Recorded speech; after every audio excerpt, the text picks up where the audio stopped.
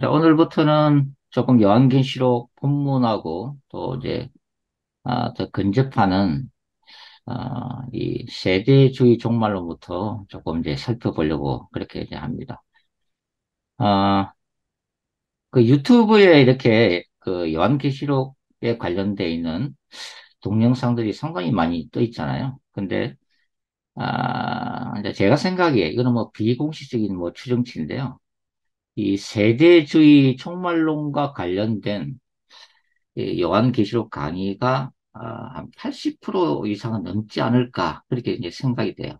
그 정도로 세대주의 종말론 관점에서의 요한계시록 강의가 대다수를 차지한다고 생각합니다. 그 다음에 이제 뭐 신천지 등 또 이단들이 강의해 놓은 게 한 15%, 그 다음에 개혁주의 종말론이 한 5% 정도 이렇게 될 것으로 추정을 하고 있습니다.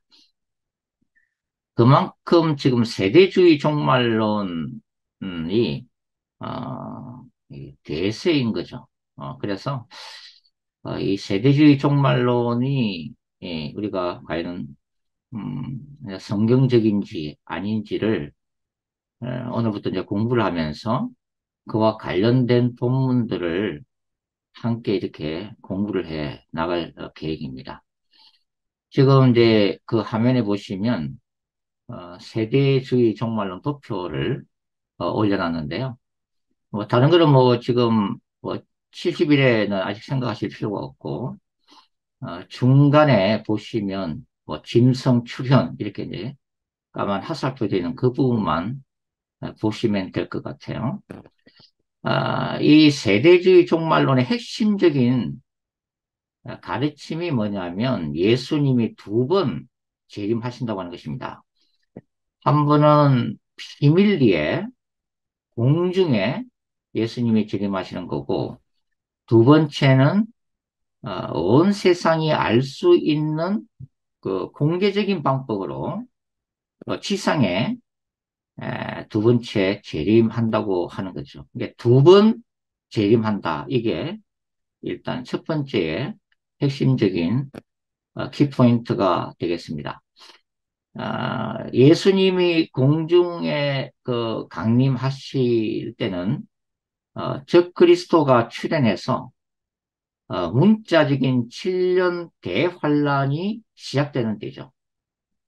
그러니까 적그리스도에 의해서 박해가 시작되기 직전에 예수님이 공중에 오셔서 참된 신자들을 미리 공중으로 들어 올린다고 하는 거죠. 그게 휴거라고 합니다. 랩처라고 이제 부르는 거죠. 그래서 공중에서 주님을 맞이해서 7년 동안 혼인잔치를 하는 거죠. 그러면 그 7년 기간 동안에 땅에서는 유대인과 불신자들이 적 그리스도에 의해서 대박해를 받는 이제 지옥 같은 상황이 이제 펼쳐진다고 보는 견해입니다. 특별히 이 세대주의 종말론은 이 7년 대환란 동안에 소위 말해서 야곱의 환란이라고 부르는, 그러니까 유대인들이 극심하게 적 그리스도에서 고난을 받음으로 인해서 그 연단을 통해서 마침내 예수 그리스도를 메시아로 영접하는 그런 기간이 될 것이다. 이렇게 이제 기대를 이제 하고 있는 거죠. 어, 7년 대환란과 그 다음에 7년 대환란이 시작되기 전에 휴거가 될 거다라고 하는 것이 바로 세대주의 종말론의 중심적인 사상이 되겠습니다. 그 다음에 우리가 잘 아는 대로 지상 천년 왕국이 펼쳐지는데 그때에 예루살렘을 중심으로 유대인 중심의 지상 천년 왕국이 세워짐으로써 구약의 예언서, 그것이 이제 이스라엘을 혈통적인 이스라엘을 위한 예언서로 보는 거죠. 그 예언이 바로 천년 왕국에서 성취가 되어질 것이다. 그리고 지상 천년 왕국이 끝날 때쯤 사단이 무정에서 다시 풀려 나오고 국가 마국 전쟁이 일어나면서 이 일종의 배도가 또다시 배도가 일어날 것이다. 그리고 하늘에서 불이 떨어지고 그 다음에 흰 보호자 심판으로 들어가고 그 다음에 새하늘과 새 땅이 펼쳐진다. 이제 이런 구도라고 이제 하는 거죠. 그 다음 그림을 보겠습니다. 파워포인트 넘겨주시면 돼요. 자, 세대주의 종말론은 뭐 지금 요한계시록을 들으시는 분들 중에서도 이 세대주의 종말론에 심취되어 있는 분들도 있을 것입니다. 그만큼 이 세대주의 종말론의 영향이 너무 컸어요. 중요한 거는 이제 우리가 진지하게 이제 모든 것들을 내려놓고 이것이 과연 성경적인가 아닌가 하는 것을 좀 더 깊이 검토하려고 이제 하는 거죠. 그래서 세대주의 종말론의 특징으로 제가 말씀드린 첫 번째는 7년 대환란이 있을 것이다. 적그리스도에 의한 대환란이 있을 것이다. 그리고 신자들은 7년 대환란이 시작되기 전에 공중으로 휴거를 당할 것이다. 그러니까 절대로 적그리스도가 다스리는 7년 이 대환란 때에 땅이 남아서는 안 된다고 보는 거죠. 근데 이런 것들이 사실은 너무 강조가 되면 그 다음 시한부 종말론으로 가게 되어 있습니다. 바로 92년도에 다미 선교회 이장림 목사의 다미 선교회 그때 한번 또 우리가 아, 경험을 했잖아요. 그래서 이 환란전 휴거라는 것은 이제 이게 언제든지 이 시한부 종말론으로 빠질 가능성을 항상 가지고 있습니다. 그래서 몇 년 몇 월 며칠에 예수님이 공중으로 재림하신다. 그럼 우리는 그때 준비를 하고 있어야 되고 그때 반드시 들림을 받아야 된다. 이제 이런 가르침이 얼마든지 나올 수 있는 가능성은 지금도 있습니다. 자, 두 번째 특징은 유대인 중심의 지상 천년 왕국이다. 이렇게 말씀을 드렸습니다. 그 다음에 세 번째가 세대주의 종말로는 이 성경을 해석할 때 구약이든 신약이든 철저한 문자주의를 강조합니다. 그러니까 성경을 문자로 읽고 그대로 이해를 해야지 여기에 상징을 부여하면 안 된다 하는 관점이에요. 이게 철저한 문자주의 해석을 강조를 하고 있습니다. 네, 이게 이제 나중에 요한계시록 해석에도 큰 영향을 미치죠. 그래서 요한계시록 1장부터 22장까지 1장부터 22장까지가 시간적 순서로 되어 있다고 이제 주장을 합니다. 세대주의 종말론에서는. 그 다음에 두 번째는 철저하게 문자적으로 이제 읽어야 된다, 이해해야 된다 하는 건데, 사실 이런 극단적인 문자주의는 늘 문제를 일으킬 수가 있습니다. 성경을 해석할 때. 한 예를 제가 한번 들어볼게요. 예를 들어서, 우리가 이제 요한계시록을 쭉 읽다가 이제 한 2장, 요한계시록 2장 10절을 보시면은 그 예수님이 서머나에게 주시는 말씀이죠. 너희가 환란을 당하겠고, 10일 동안, 환란을 받을 것이다 하는 구절이 나오지 않습니까? 그래서. 근데 만일 철저한 문자주의에 따르면은 스무나 교회는 1세기 로마 제국에서 얼마 동안 박해를 받느냐 하면은 10일 받는다는 거죠. 왜? 문자적으로 해석해야 되니까. 근데 이렇게 해석을 할 수가 없습니다. 딱 10일 동안 서머나 교회가 박해를 받지는 않았죠. 몇 년 동안 계속해서 지속적으로 박해를 받았던 거죠. 소아시아 전체 교회가. 그래서 이걸 과연 문자주의에 집착해서 성경을 해석을 할 수가 있느냐 하는 거죠. 상징으로 해석을 해야 된다는 거죠, 때로는. 그러니까 성경이 극단적인 상징주의가 되어서도 안 되고, 극단적인 문자주의가 되어서도 안 된다고 그러죠, 우리가. 이게 참 구분이 쉽지는 않습니다만은, 그래서 성경은 때로는 문자적으로 읽을 수 있을 때는 문자적으로 해석을 해야 되고, 상징적으로 해석해야 될 때는 상징적으로 해석해야 되고, 또 어떤 부분은 문자적이면서 상징적이고, 상징적이면서 문자적인 본문들도 또 있다고 하는 거죠. 이것을 우리가 완벽하게 이 원칙을 잘 적용할 수는 없지만, 그러나 성경은 문자적인 부분도 있고, 이 상징적이라는 부분이 다른 말로 얘기하면은 뭐 영적이다 또는 신학적이다 뭐 그런 식으로 이제 부를 수 있는 부분이죠. 그 다음에 우리가 계시록 7장 이렇게 되면 이제 그 14만 4천하고 허다 무리가 나오는데, 그 요한계시록 17장 14절에 보면은 어떤 구절이 나오냐면은 환란에서 나오는 그 허다 무리에 관한 구절이 나와요. 그런데 그 뒤에 어떤 구절이 있냐면은 이들은 어린 양의 피에 그 옷을 씻어 희게 하였느니라 이렇게 돼 있죠. 어린 양의 피에 그 옷을 씻어 희게 하였느니라. 만일 철저하게 문자주의로 해석하게 되면 이 구절 자체가 모순이죠. 어린 양의 피에 옷을 빨게 되면은 무슨 색깔이 나와요? 빨간색이 날 수밖에 없는 거죠. 피가 붉은색이니까. 근데 여기 성경에 보면은 어린 양의 피에 그 옷을 빨아 희게 하였느니라 그리 돼 있잖아요.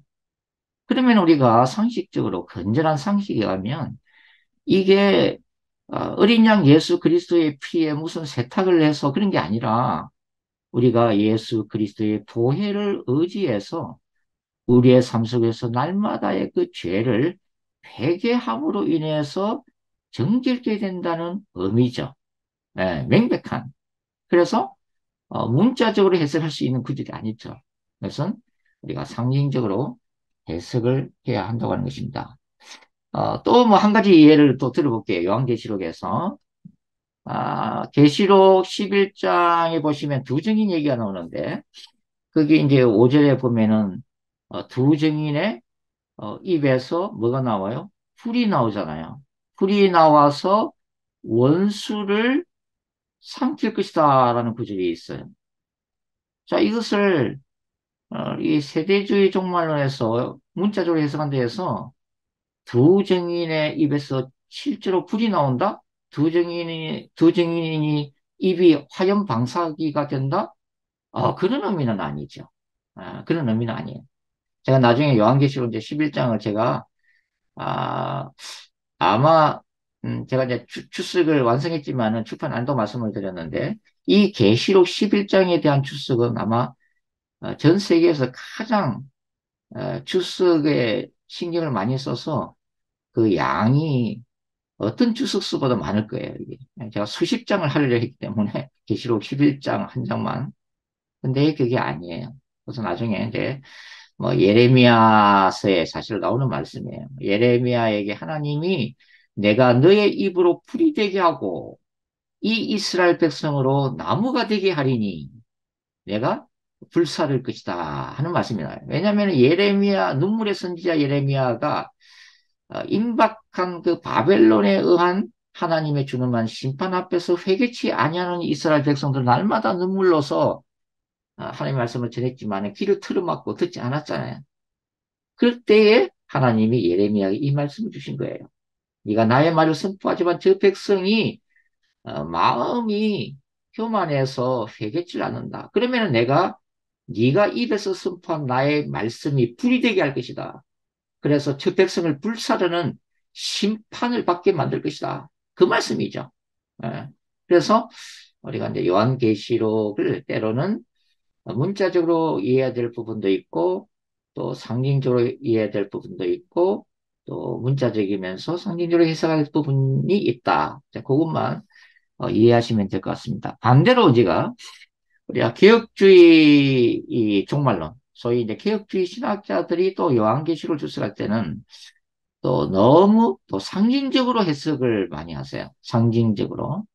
뭐, 대표적인 학자가 여러분들이 서점에 가시면 요한계시록 주석 중에 가장 두꺼운 주석이 바로 그레고리 빌이라고 하는 탁월한 이 칼빈주의 미국의 요한계시록의 권위자인 그레고리 박사님이 이 편찬한 주석을 여러분들이 발견을 할 수가 있습니다.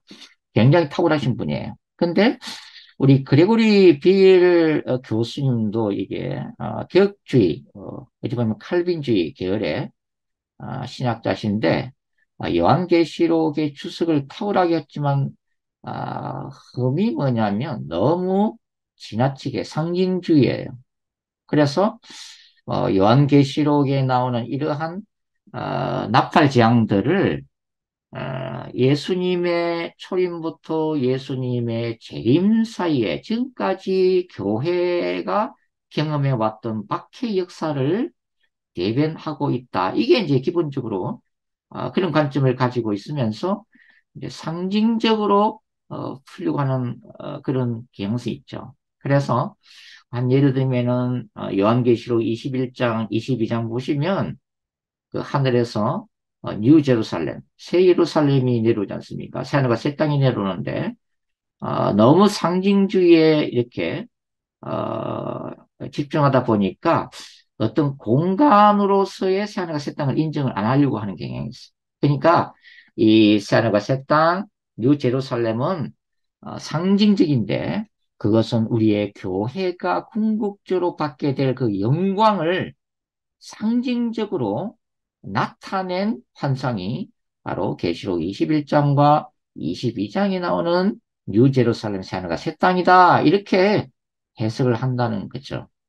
그런데 이걸 이 교회에 대한 궁극적인 상징, 물론 그것도 틀린 얘기는 아니죠. 왜냐하면은 새 예루살렘이 상징성을 띠고 있기 때문에. 그러나 그럼에도 불구하고 새하늘과 새 땅은 모든 성도들이 실제적으로 들어가서 살게 될 영원한 천국이에요. 영원한 하나님의 나라의 이 환상이다. 그래서 이 뉴 제루살렘은 상징적이면서도 실제적인 공간을 우리가 살게 될 공간을 보여주고 있다. 이렇게 해석하는 것이 바람직하다고 하는 거죠. 그래서 이렇게 각 진영에서 조금 치우쳐서 해석하려고 하는 경향성이 있다. 네. 그것을 이해하시면 되겠습니다.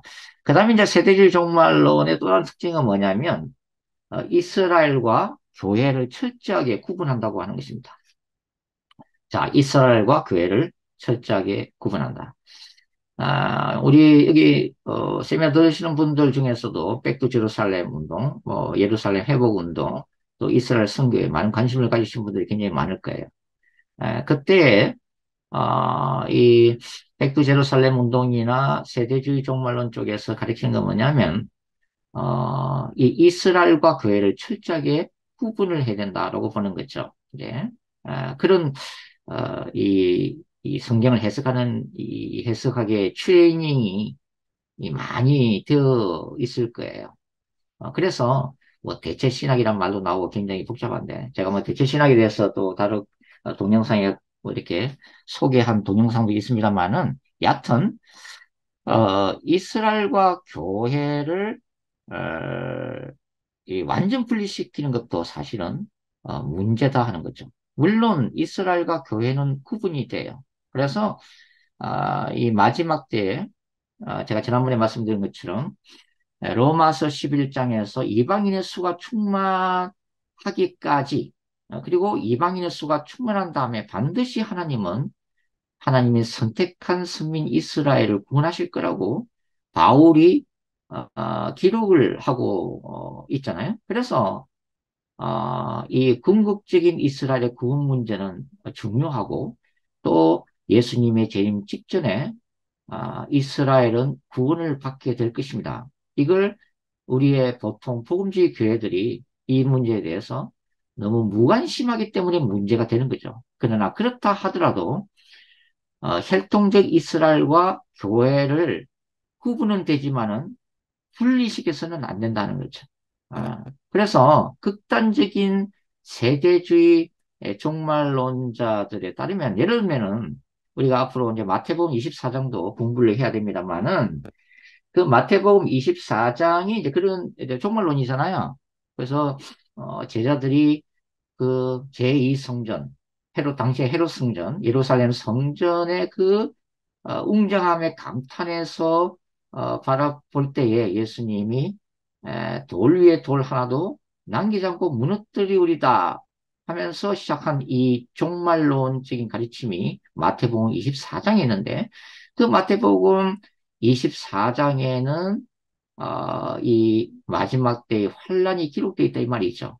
일반적인 환란과 대환란으로 구분할 수가 있는데 그런데 이제 이 세대적 종말론은 마태복음 24장은 신약의 교회에 주시는 말씀이 아니라 유대인들에게 주시는 말씀이다라고 가르치시는 분들도 상당히 있어요. 어, 왜냐면은 이 마태복음 24장은 교회는 휴고되고 없기 때문에 이 환란을 겪는 것은 교회가 이 환란을 겪는 것이 아니라 7년 대환란 동안에 땅에 남아있는 유대인들이 당할 환란이지 교회가 당할 환란은 아니다. 왜냐하면 이 마태복음 24장의 가르침을 예수님이 주시는 당시에 교회는 없었다. 그렇게 보는 거죠. 교회가 이제 나중에 예수님 부활승천하시고 난 다음에 마가의 다락방에 오순절 역사로 인해서 교회가 태동된 걸로 보잖아요. 그죠? 이제 그런 측면에서 이 당시는 교회가 없었기 때문에 이 말씀은 마태복음 24장 말씀은 교인들에게 주신 크리스천들에게 주시는 말씀이 아니라 유대인들에게 주시는 말씀이다. 이렇게 가르치고 있는 거죠. 근데 이게 대단한 오류를 범하고 있는 것입니다. 마태복음 24장이 유대인들에게 주시는 말씀이 아니라 교회에게 주시는 신자들에게 주시는 말씀이죠. 예, 그렇게 따지면은 굉장히 이제 어려운 일이 많이 벌어지죠. 예를 들면 마태복음 5장부터 7장까지가 뭐라 불러요? 산상순이라 부르죠. 예수님이 산 위에서 제자들에게 주시는 이 팔복부터 시작되는 산상술교. 그런데 예수님이 이 제자들에게 이 산상술교를 주실 때만 하더라도 교회가 있었나요? 교회가 없었죠. 당연히 마가의 다락방 사건은 뒤에 있습니다. 그러면은 이 산상순도 일반 신자들에게 주시는 말씀이 아니라 그러면 유대인들에게 주시는 말씀인가요? 그렇게 따지면 사복음서는 교회와 전혀 관계없는 말씀이 되는 거죠. 결국은 어떤 교리의 틀 속에 교리를 어떤 세대주의 종말론이 만들어 놓은 어떤 교리를 집착하고 고집하다 보면 어떤 말씀들을 좀 무리하게 비틀게 되고 이 좀 바꾸게 되는 그런 오류들이 에, 드러난다고 하는 거죠. 자, 교회와 이스라엘의 분리 문제. 이거 쉬운 문제는 아니지만, 이 철저하게 구분해야 된다는 게 세대의 종말론입니다. 그런데 최근에는 이 미국에서 수정된 세대주의 종말론이 이제 나타나고 있어요. 이제 그분들은 지금 얘기하는 세대 종말론을 잃어서 뭐랄까요, 뭐 보수적인 세대 종말론이라면 지금은 수정된 세대주의 또는 진보된 세대주의라고 부르는 분들은 야, 이거 이스라엘과 교회를 너무 이렇게 분리시키는 것도 사실 문제다.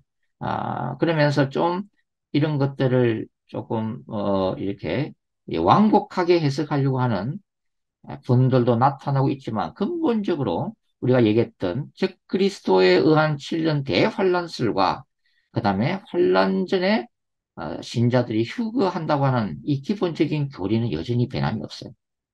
세대주의 말로는. 그렇게 아시면 되고요. 그 다음에 보겠습니다. 파워포인트 넘겨주시고요. 자, 이 세대주의 종말론의 시작은 바로 왼쪽에 있는 존 넬슨 다비로부터 시작됐습니다. 19세기 아일랜드계 프리무스 행재단에 속했던 존 넬슨 다비. 자, 그 당시에 일종의 그 예언 운동이 있었는데 제가 자세히 설명하지 않습니다. 간단간단하게 제가 핵심만 얘기할게요. 그때 이 환란 마지막 때 적그리스도가 나타나고 적그리스도 전의 신자들이 공중으로 휴거하는 하나의 환상을 본 여인이 있었습니다. 그 여인의 예언 운동에 영향을 받았던 존 넬슨 다비가 바로 이것을 기초로 성경을 재해석하면서 소위 세대주의 종말론에 대한 기초 교리가 만들어지기 시작합니다. 그래서 시작은 존 넬슨 다비로부터 시작돼요. 19세기로부터. 자, 그러면 우리가 기독교 역사에 있어서 이 종말론은 대체로 어떤 흐름을 가지고 있었냐면 초대 교회, 초대 교부 한 3세기까지는 역사적 전천년설을 주로 믿었습니다. 초대 교부들은 역사적 전천년설을 믿었어요. 이거는 나중에도 천년왕국 할 때 좀 자세히 설명할게요. 그냥 지금은 큰 그림을 여러분들한테 그려드리기 위해서 이제 제가 언급을 하는 겁니다. 그 다음에 이 주 4세기, 5세기 이제 중세 시대가 시작되면서 그때는 무천년설이 강세였어요. 오랜 기간 동안, 1000년 넘게. 그러다가 19세기에 오면은 미국을 중심으로 해서 후천년설이 이제 또 강해집니다. 후천년설. 그리고 이 후천년설이 약화되면서 대두된 게 바로 이 존 넬슨 다비의 세대주의 종말론이에요. 그래서 미국에서 이 존 넬슨 다비의 세대주의 종말론 강의를 들은 사람 중에서 굉장히 임프레션을 받았던 사람 중에 한 사람이 당시에 이 변호사였던 스코필드였습니다. 그래서 이 스코필드가 나중에 관주 성경, 스코필드 관주 성경을 출판하게 됩니다. 근데 이게 이제 세대주의 종말론의 관점에서 성경을 주석한 거예요. 어, 리퍼런스를 단 거죠. 근데 이게 미국 전역으로 삽시간에 퍼져나가면서 종말론에 관한하는 이 세대주의 종말론적 관점으로 보는 이 스코필드 관주 성경이 미국의 모든 교회에서 가르쳐지게 됩니다. 어, 거기다가 D.L. 무디 우리 D.L. 무디 선생님이 이 세대주의 종말론을 받아들여요. 그래서 지금까지도 이 무디 성경학교, 무디 신학교는 이 세대주의 종말론을 가르치고 있습니다. 그때 D.L. 무디의 부흥 운동이 일어나면서 세계 선교 운동에 불이 붙게 되죠.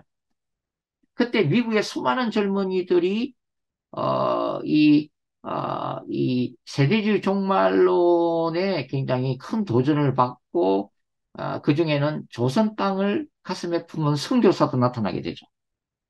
그 선교사들이, 이 조선 땅을 밟으면서 초기 선교사님들은 거의 이 요한계시록을 가르칠 때 세대주의 종말론에 근거해서 가르쳤습니다. 왜? 그게 자기들이 교육받은 거니까. 그래서 이 구한말 19세기 이후에 이 조선 땅에는 이 세대 종말론이 굉장히 확산이 되게 됐어요. 그러다가 우리가 잘 알고 있는 1907년도 평양 장대현 교회에서 부흥운동이 일어나잖아요. 근데 그 주역이 길선주 장로, 나중에 목사님 되죠. 길선주 목사님이에요. 근데 그때 요한계시록을 새벽마다 강의를 하게 됩니다. 그때 그 요한계시록을 풀어냈던 관점이 바로 뭐냐면 세대주의 종말론이에요. 여하튼 부운동이 일어난 것은 하나님이 이 땅에, 그러니까 일제시대 때에 정말 시대적인 그 암울함과 절망 가운데 빠져있던 이 조선 땅에 복음이 전해지고 특별히 요한계시록을 중심으로 해서 어떤 종말론적인 소망을 심어주는 또 도전을 주는 그 가운데 강력한 성령의 역사를 하면서 평양의 부흥운동이 일어났지만 이 길순조 목사님이 요한계시록 풀어낸 관점은 세대주의 종말론적인 관점이었다고 하는 거죠. 그래서 이 한반도에 세대의 종말론이 퍼져나가는데 거기다가 이제 기름에 불을 붓듯이 또 하나 이 세대주의 종말론이 전 세계적인 하나의 어떤 히트를 치게 됐던 책이 출간됩니다. 그게 Left Behind라고 하는 책이에요. 이 책은 이제 팀 라헤이와 그다음에 작가였던 제리 젠킨스가 공저해서 저술한 책인데 이 Left Behind 뒤에 남은 자들 그러니까 7년 대환란이 시작될 때 신자들은 하늘로 휴거를 다하고 믿음이 없거나 또 불신자 이런 사람들은 땅에 남아 있다는 얘기죠 이게 레프트 비하인드 땅에 남아 있다 뒤에 남아 있다 휴거 못하고 땅에 남아 있다는 뜻이죠. 이 레프트 비하인드가 전 세계적으로 5천만 부 이상이 퍼져나가면서 불이 붙게 됩니다. 그리고 뭐 이걸 또 소재로서 영화가 만들어지고 막 그렇게 됐죠. 그리고 이제 미국의 신학교 중에서도 이 세대주의 종말론 사상을 가진 사람들이 신학교를 세우는데 그 신학교가 달라스 신학교입니다. 자, 여러분, 이 달라스 신학교는, 지금도 유명하잖아요. 달라스 신학교. 달라스 신학교는 강해 설교와 성경 해석학, 성경을 굉장히 중시 여기면서, 이 성경 해석학이 굉장히 이 발전되어 있는, 그래서 성경을 배우려면 달라스 신학교로 가라는 말이 있을 정도로 굉장히 유명한 신학교예요. 그런데 아이러니하게도 이 성경 해석학을 강조하는 이 달라스 신학교의 종말론적인 관점은 비성경적인 세대주의 종말론을 지금도 가르치고 있습니다. 그래서 이 세대주의 종말론과 다른 종말론을 가르치려면은 이 달라스 교수진을 그만둬야 돼요. 지금도. 그 다음에 제가 아까 말씀드린 무디 신학교. 그런 다음에 지금 여기 우리 여기 LA에 에브나임에 있는 탈보 신학교 뭐 이런 데서 지금도 이 세대의 종말론이 흐름이 계속되고 있습니다. 예, 그리고 또 한 분의 또 유명한 목사님이 있어요. 바로 잔 메가드 목사님입니다.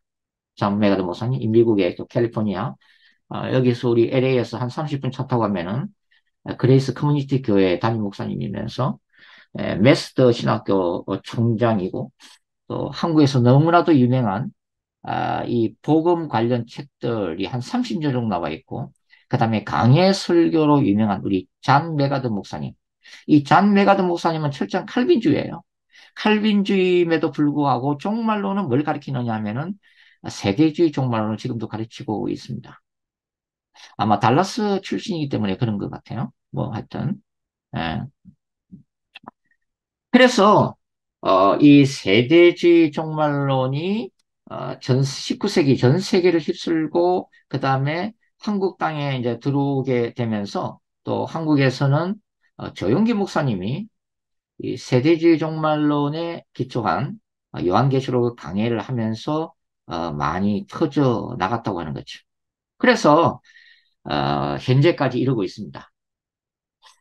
물론 이제 1970년도, 80년도부터 많은 목사님들이 뭐 미국이나 영국이나 이렇게 유학을 해서 성경 해석학을 새로 배우고 그다음에 또 특별히 요한계시록을 전공으로 한 분들이 많이 이제 한국 땅에 와서 뭐 역사적 전천연설이라든지 무천연설이라든지 사실은 역사적 전천연설이나 무천연설이 그래도 성경적이죠. 그걸 가리키면서 이 세대주의 종말론의 문제점을 성경 해석학적인 문제점을 지적하면서 많이 좋아졌습니다만은 그럼에도 불구하고 제가 초대에 말씀드린 것처럼 지금도 유튜브에서 요한계시록 치시면은 80%가 뭐다? 바로 7년 대환란, 그 다음에 환란 전 휴거스를 핵심 사상으로 하는 세대주의 종말론이 아직도 대세를 이루고 있다.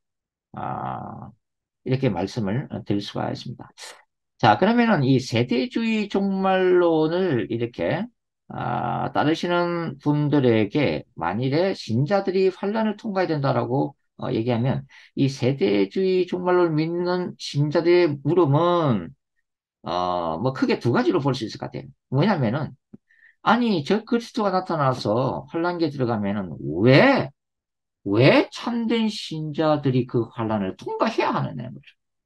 왜? 그거는 예수님을 믿지 않는 불신자들이나 또 야곱의 환란으로 불리는 이 유대인들이 그 환란을 받고 통과하는 것은 이해가 되지만 예수님을 사랑하고 예수님을 믿는 왜 참된 신자들이 그 극심한 대환란을 갖다가 통과해야 하느냐는 거죠. 두려움입니다. 두 번째는 아니 적그리스도가 통치하는 7년 환란기에 들어가면 어느 누가 믿음을 지킬 수 있냐는 거죠. 과연 믿음을 지킬 수 있겠느냐는 겁니다. 어, 이런 어떤 이 나름으로의 어떤 이 의문을 가지고서 신자들은 절대 주님이 고통을 받게 하지는 않을 거야. 고난을 통과하지는 않을 거다. 그래서 주님은 반드시 공중으로 오셔서 우리를 먼저 휴거를 시키실 것이다. 그리고 이 세상에서의 환란은 적그리스도에 대한 환란은 예수의 복음을 거부한 저 불신자들이나 받는 그런 기간이 될 것이다라고 지금도 믿고 있는 거죠. 자, 우리의 관심은 이것입니다. 뭐냐면 어느 누가 어떤 학설을 주장하고 어떤 이론을 주장하는 것이 아니라 요한계시록을 해석하면서 어떻게 해석하는 것이 좀 더 성경적인가 하는 고민을 하게 되는 거죠. 물론 세대주의 종말론도 자기들이 성경적이라고 얘기를 하고 근거 본문들을 제시를 합니다. 근데 바로 이 세대주의 종말론의 기초를 이루는 본문들을 이제 앞으로 저와 여러분이 하나씩 같이 검토를 하면서 어, 무엇이 잘못됐는지 어떤 것이 과연 성경적인지. 물론 제가 요한계시록을 처음 강의를 시작할 때 들었던 말씀이 뭡니까? 우리가 요한계시록 해석할 때 가장 중요한 것은 겸손이다. 어느 누구도 요한계시록을 완벽하게 해석할 수 있는 사람은 이 세상에 아무도 없다고 하는 거죠. 예. 그렇기 때문에 이런 종말론이나 요한계시록을 해석하기가 그렇게 힘들고, 그 다음에 요한계시록에 대해서 그래도 나름으로의 관점을 갖기 위해서는 오랜 세월 연구하는 것이 필요하다. 적어도 10년 이상은 연구를 해야 된다는 거죠. 지금도 사실은 이 요한계시록을 가지고 이 박사학위 받으려고 하는 분들이 이 과정에 들어갔다가 중간에 포기하는 분들이 한두 분이 아니죠. 왜냐하면 너무 힘들거든요. 너무 힘들거든요.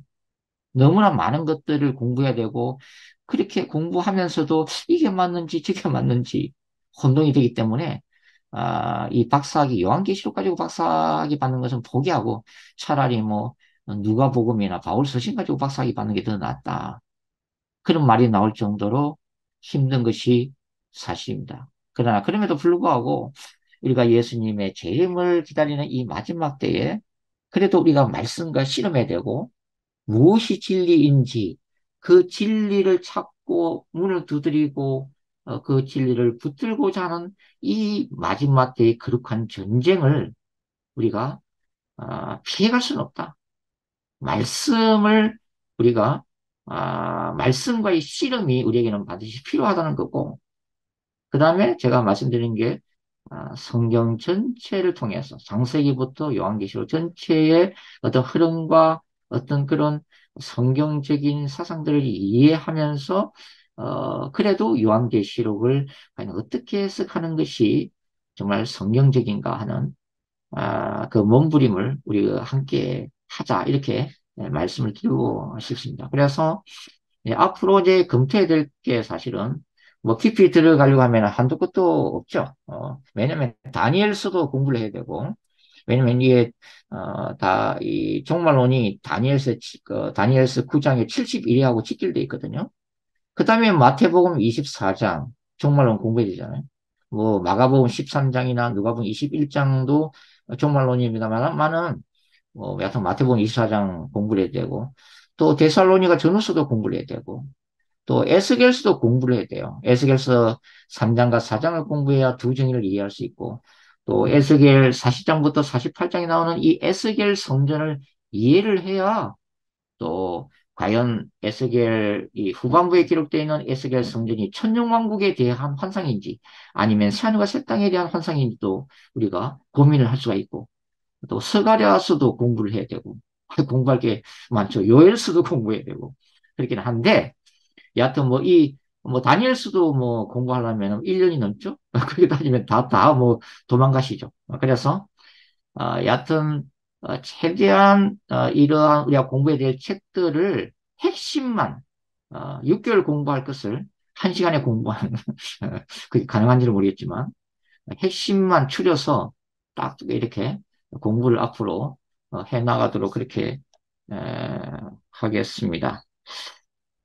제가 여기에 지금 저기 그 위트니스 오의 마지막 기독교 요한계시록의 세 관점과 묵상 이 책에 있는 내용 제가 이제 출간했던 책 중에 하나인데 이 책을 이제 간단하게 소개하면서 이 책의 내용에 기초해서 앞으로 여러분과 함께 요한계시록을 풀어나가는 이거는 지금 이 책은 요한계시록 주석서가 아니고요. 그 요한계시록을 이해하기 위한 큰 그림, 큰 그림. 큰 그림, 요한계시록의 구조론이라든지, 요한계시록이 어떻게 형성됐는지 좀 그런 쪽에, 좀 정리한, 제 박사 논문을 최대한 간단하게 정리해가지고 책으로 출간한 건데, 이것도 좀 말씀을 드리고 싶은데, 지금 시작하면 최소한 뭐 2, 30분은 저한테 시간을 주셔야 그래도 그나마 하기 때문에, 이거는 다음 시간으로 미루도록 그렇게 하겠습니다. 너무 또 길게 하면 또 너무 머리 아프시잖아요. 그래서 오늘은 여기까지 하고, 여러분들이 이렇게 또, 같이 질문하고 투여하는 시간을 가졌으면 좋겠습니다. 야, 여기까지 하겠습니다. 감사합니다.